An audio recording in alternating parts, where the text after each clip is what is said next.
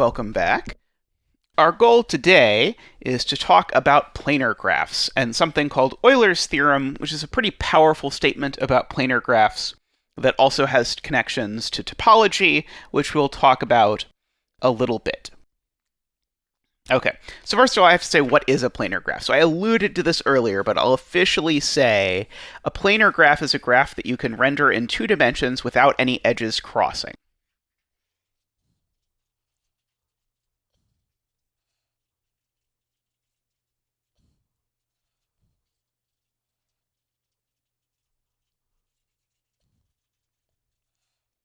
Okay, now there's one word in here that if you've looked at a lot of math definitions and thought about how proofs with them go, should frighten you, namely this word can. So whether a graph is planar or not has nothing to do with the way it is given to you. It is an intrinsic property of the graph that then it either is planar or isn't planar based on whether it is possible or not to draw that graph in 2 dimensions. So we can ask, for example, and we talked about this a little bit in a previous video, is K4 planar? And when you go ahead and do that, you'll find that, hey, if I draw K4 our usual way, it looks like this, which might make you think the answer is no, but I could redraw this. And I could connect those two and then these two. And now this is the same graph. This K4 is exactly the same as this K4. The only difference is I've now pulled this edge out around the outside so that it doesn't cross any of the other edges. So this picture tells me the answer is that yes, K4 is planar. Now, in fact, you may already be thinking, okay, well, I understand how to prove things are planar. How am I going to prove something isn't planar? So if you pull back, for example, our Peterson graph from the last video, then you might say, okay, well, I don't think it's planar, but maybe if I moved the points around, maybe it is. So we'll talk about that in a bit, but just know for now that it's a lot easier to prove that something is planar than to prove that it isn't planar.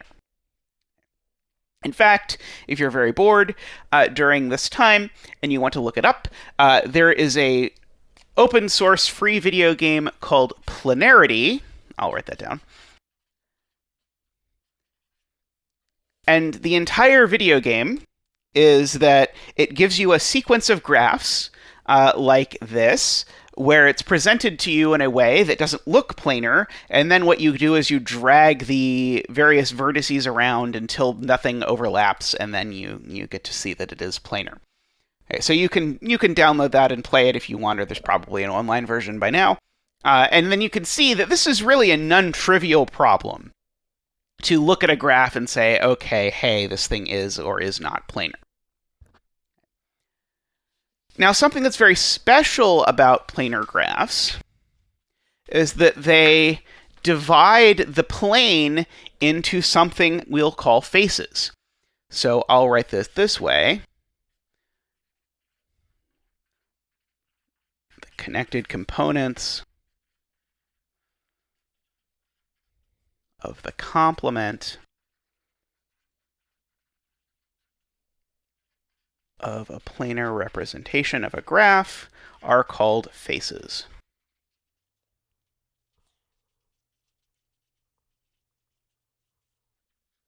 Okay, and so let me deconstruct that by coming back to this graph here. When I say the complement, I'm saying I'm imagining the whole plane, except I've removed exactly all of these lines from it. And so if I imagine that, then I have broken the plane into, well, There's a piece here that's a triangle that then I could punch out because there would be nothing holding it with anything. Another piece here that's a triangle, so that would be a face. This fortune cookie shaped piece here, that would also be separate. And the thing that's important not to forget about is everything completely outside the graph, that's also a face. So there are, in fact, 4 faces in this planar representation of K4. Now, I want to note whether a graph is planar or not is intrinsic to the graph itself. It's intrinsic to a set V and a set E that's a subset of V choose 2. Okay. What the faces of a graph are is not intrinsic to the graph. What the faces of a graph are is intrinsic to the planar representation of the graph. Okay. So note here.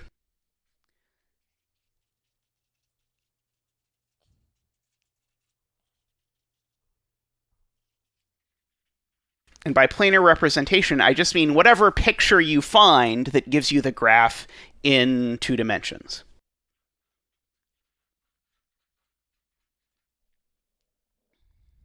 Okay. So you might ask for some of the other graphs that we've talked about, whether they're planar or not, and what's true about their vertices, edges, and faces, or whatever if you want. For example, K4 in this representation that we've just seen, it is planar. And I'll go ahead and record for the future that the number of vertices is 4. The number of edges is 4 choose 2, which is 4 times 3 over 2, which is 6. And the number of faces in our way of representing it was 4. And I again want to note this number below the line, this is not an intrinsic property of the graph. These two are an intrinsic property of the graph, but this is an intrinsic property not of the graph, but of the way we drew the graph.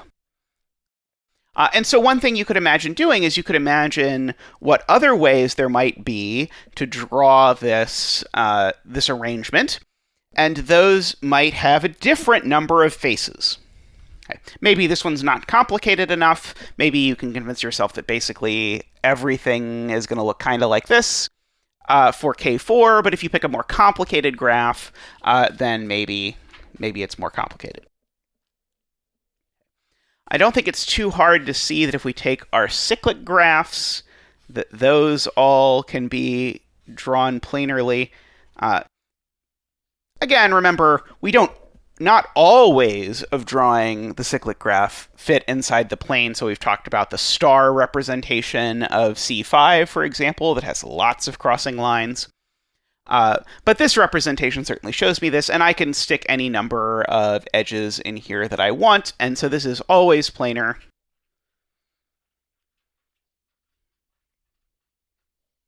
Okay, and if you want, you can write down number of vertices, edges, and faces.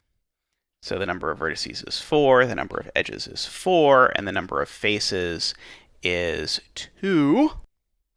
Or if you want for Cn, I meant to do, then the number of vertices is n, the number of edges is n, and the number of faces is 2. The inside and the outside, that's all there is. This is a face. This is a face. Okay, now you can, if you want, ask about our Platonic solid graphs, for example. So we've talked about the graphs of the cube, the octahedron, the dodecahedron, the icosahedron, the tetrahedron. And you could ask if those are planar or not, which might at first sound complicated until you remember that I showed you this picture of those things before, and it looks like this. And in particular, if you pay close attention, this shows you that all of the Platonic solid graphs are planar. Now, you might say, okay, well, I guess I can see that, but where did that come from? And it's actually instructive to see where this came from. And what you can imagine is you can imagine that you have your giant dodecahedron and it's drawn on the surface of a spherical balloon. So you have your balloon with your dodecahedron on it. That's the one with these 12 pentagons or whatever. And so on the surface of the sphere, certainly none of the lines cross, if you just imagine drawing this dodecahedron on the surface of the sphere. And then all you do is you poke a hole in it at the bottom, and then you unfold the balloon, just flatten it onto the table, and what you get will, after some stretching, look exactly like our dodecahedron here. Similarly for all the other solids. In fact, even solids that aren't Platonic solids, like if you imagine some of these ways of doing more complicated things, like, for example, fitting together some triangles and squares to form a solid, those will also correspond to planar graphs. Okay, so I'll go ahead and write that down. So all Platonic solids, and really any solid graphs, and graphs are planar. Okay, now here I'm talking about the vertex graphs, but we also talked last time we talked about the Platonic solids, we also talked about the face graphs, and as it happened, the face graph of the dodecahedron was the vertex graph of the icosahedron, and vice versa, so you can also convince yourself pretty directly that the face graphs are also planar because there are already things we've done. Okay, but I want to convince you that this is actually the reason why we choose the weird word face for these regions that we break the plane up into, because face would definitely not have been the word that would have leapt to mind here. But if you want to picture, for example, the dodecahedron, and you want to picture what the faces are, so we're going to go ahead and write down all of these for the dodecahedron, just for fun. And I want to picture what the faces are. Well, let me put this up on the screen again. And the faces in the graph theory sense are exactly the same as the faces in the usual sense. So how many faces are there? Well, there are 12. It's the same as the normal one. And notice that what happens here is that the outside, or everything outside this, that corresponds to one face. Again, if you imagine that I took this, punctured a hole in the bottom, if I took this, punctured a hole in the bottom, and then unfolded it, that face on the bottom would then end up being this sort of stretching to infinity thing that we end up with. Okay, so the number of faces of the dodecahedron is 12. Okay. We can also go ahead and think about, okay, how many edges are there on the dodecahedron? Well, every face has 5, so that would give you 5 times 12, which would be 60. Except you might realize we've actually overcounted by just a smidge. Namely, we've counted every edge twice because, for example, this edge between the 8 and the 2, it shows up on both, well, it shows up on the 2 face and the 8 face. So the number of edges here is actually 5 times 12, which is 60, divided by 2, which is 30. And that should definitely remind you of the handshaking lemma from the last video. Namely, there we counted the number of edges on a graph and related it to the number of vertices, and the degree and all of these sorts of things. Okay, likewise, we can do the same sort of argument to figure out how many vertices there are. Namely, every edge now connects 2 vertices, and so that means that if I count the number of vertices, I'm going to get 30 times 2, which is 60, except if you look at the graph, or you look at this particular dodecahedron, every vertex actually has 3 edges that meet there, So that means the number of edges, that means the number of vertices is actually that 60 divided by 3. So it is 20. Okay. Likewise, I recommend you go back and make sure you could follow along. Go back and figure those numbers out for the icosahedron and figure out how many vertices, faces, and edges there are on that. Okay. But I've written down all of these vertex, edge, and face numbers because I want to give you the most important theorem of this section, which is what's called Euler's Theorem. And that's not a very good, helpful name because you might already know several Euler's theorems, including something about, like, what do you get if you take a to the phi of n mod n? Or what do you get if you take e to the 2 pi I, or various other ones. There's 7+ theorems that are regularly called Euler's theorem. But this Euler's theorem says that if G is a connected planar graph,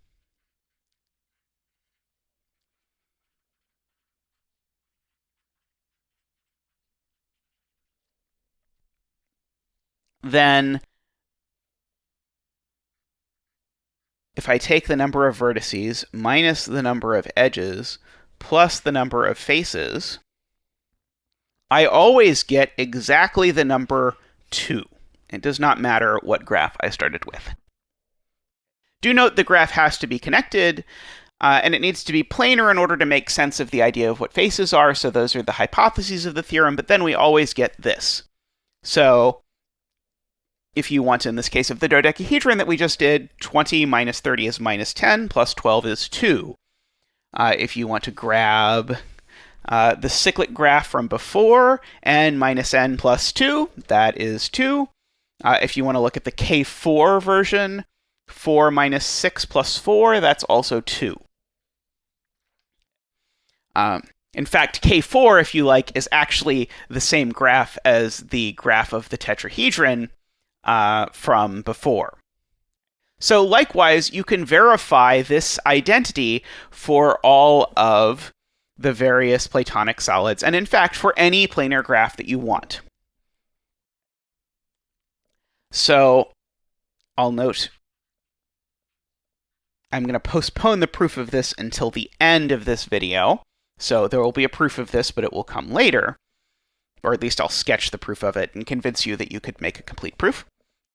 But I want to note something that's surprising as a result of this, namely the number of faces of a planar graph is an invariant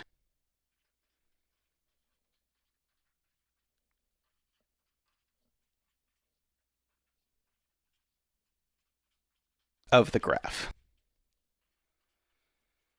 Okay, so the meaning of this corollary is slightly nuanced, but let me sort of summarize what I'm saying here. So remember, whether a graph is planar or not does not depend on how the graph is represented. But then when it came to defining what a face was, the face was actually something not intrinsic to the graph itself. It was a property of the way we represented the graph in the plane.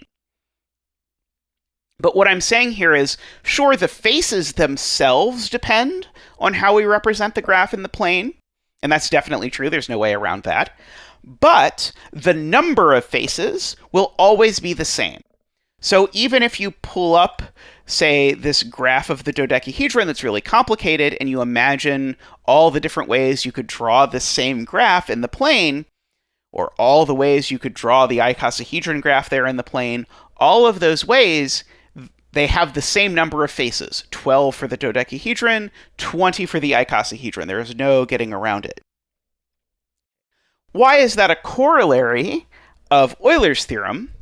Well, it's a corollary of Euler's theorem because I can solve this equation for the number of faces. Namely, the number of faces is always 2 plus the number of edges minus the number of vertices. And the number of vertices, the number of edges, and 2, those are all intrinsic properties of the graph. And so If someone gives you a dodecahedron graph and just says, okay, the number of vertices is 20, the number of edges is 30, either the graph's not planar, or if it is planar, you know it's always going to have 12 faces. And the same goes for literally every graph that you could give me that is planar and has 20 vertices and 30 edges, no matter how irregular or random it is, as long as the graph is connected. All right, next time we're going to talk about applications of Euler's theorem. But, until next time, be well.